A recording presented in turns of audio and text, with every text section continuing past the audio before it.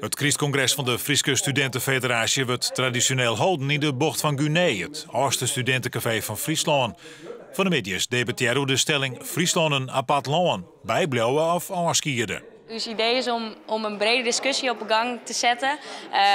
Vanuit alle opzichten die het bedenken is.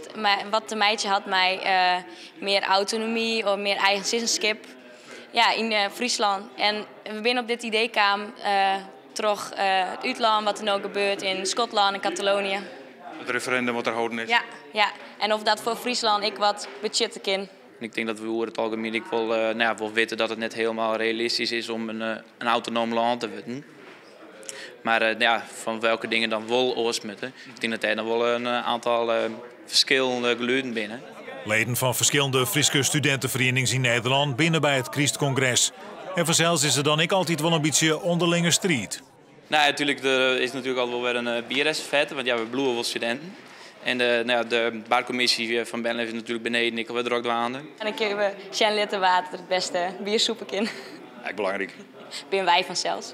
Het Christcongres is morgen nog.